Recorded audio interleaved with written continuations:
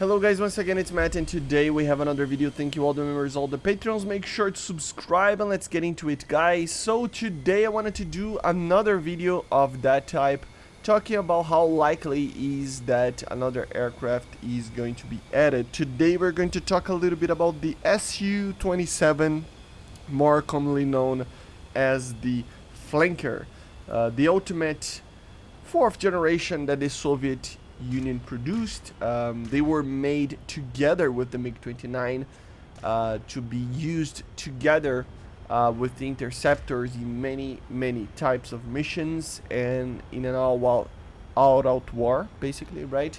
It would be used as a heavy fighter or an interceptor slash heavy fighter, something along those lines of flying very high, while the MiG-29 was always going to be a point defense. And yeah, let's talk a little bit about it. Of course, first, as we did with the other videos, let's talk a little bit about the performance of it and how that would play out in the game. First things first, I think the performance would be very similar to aircraft that are already in the game, just like the F-15. Differently in certain areas, of course. For example, even compared to the MiG-29 in the real life, the Su-27 had a slightly worse thrust to weight, so that means probably just a slower acceleration. That means one of the reasons probably is due to the sheer size of the aircraft, you know, with the thrust to weight and the power and everything. Remember, the MiG-29 is a point defense interceptor, so it's an aircraft to fly really fast, really quickly. I mean, just to get really close to the battlefield. Oh, sorry, I hit the microphone. As quickly as possible, right? While the Su-27 would have a lot more fuel, a lot more autonomy to just fly around and intercept targets from longer distances. Cover basically bombers and other types of aircraft, so it's a complete different aircraft, the same way as the F-16 and F-15 have different missions. The MiG-29 and Su-27 also had that, but they're all in the same general performance gap, you know. Does it mean that it is going to be worse or better? Well, we don't know yet. In the sheer performance of it, it should be very similar to what we have. So I don't think it's even a question of it's going to be better at this or that. Yeah, there are some certain areas, but there will be better or worse than other aircraft, but in general it will be around the same area. So on the performance side of things, it's kind of clear. Is it going to be too OP? No, it's all right. Actually, it's not that amazing compared to the things. I mean, it is amazing.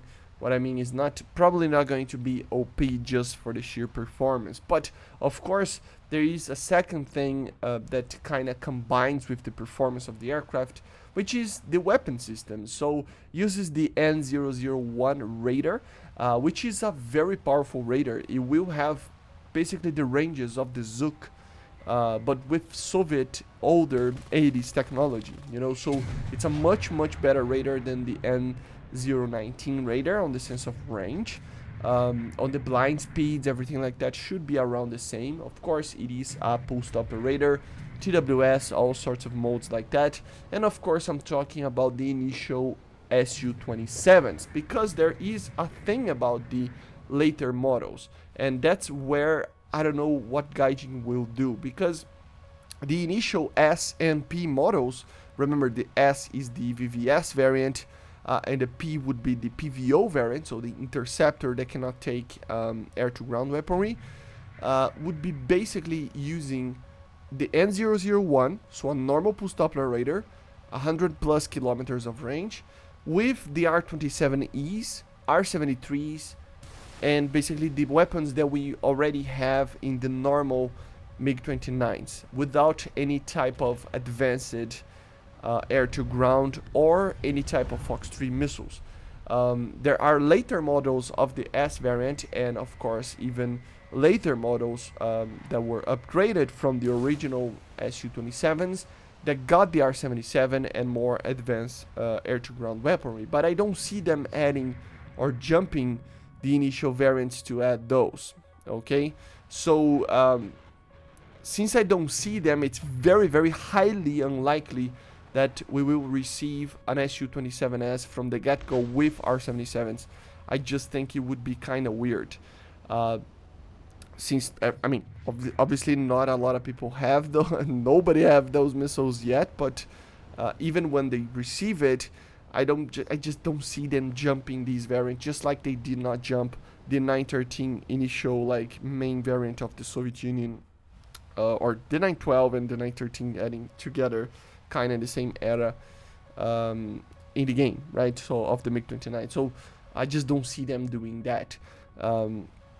So just highly unlikely. So if they add the early variant, what it would be like in the weapons department? As I was saying, R27s, R73. So basically what we already have. The point that would be OP, depending if they add the Fox 3 missiles or not, together with these early Su-27s, would be the amount of missiles. So these aircraft in initial models actually carry 10 missiles, being 6 of them the BVR of like the type of BVR missiles, and 4 of them being R-73. So you would actually carry 4 R-73s, normally 2 R-27 ETs plus 4 R-27 ERs, but of course it can actually take 6 R-27 ERs as well.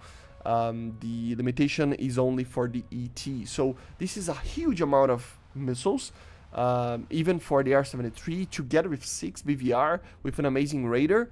So that's where I think lies a little bit of a problem. On the meta right now, it would be having the same kind of performance as other aircraft, but outperforming everything in the BVR arena, because it would have one of the best missile in the game, having an incredible amount of them, with a very good radar. So that's where I think the problem really relies on. Of course, this will be less problematic if the Fox 3s are added together in the same patch as the Su-27, or if the Su-27 is added after the Fox 3 missiles. So that can be countered with that, okay? So my verdict of how likely it is that the Su-27 is coming very soon, like in the next patch, I think it's unlikely, just like the F-15 is. There is always a possibility, and of course I don't have any inside information, but I gotta be honest, unless they add the Fox 3 missiles, and even if they do, it doesn't really mean anything, you know? And I think adding the Su-27 or not wouldn't change the meta to better or worse if the Fox 3s are added. But if they're not added, then we have a problem, because the SMT is already one of the best aircraft in the game. So adding another one that will be as good or better than the MiG-29 SMT for the Soviets would unbalance things in a way that I don't think Gaijin wants right now, especially because countries like the UK and Sweden don't have a proper top tier jet right now to fight these aircraft anyway. So I think it's highly unlikely if they don't add the Fox 3s.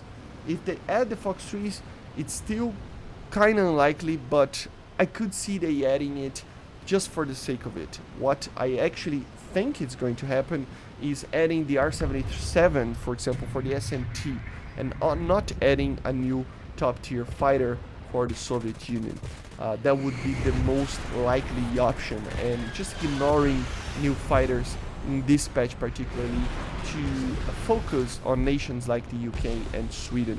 I think that would be the most plausible situation, the most likely one, and of course the more balanced option, if you will. Anyway, let me know in the comments, what do you think is the amount of likeliness of the Su-27 being added, and if you agree or disagree with me. I see you guys in the next one. Make sure to subscribe, and bye.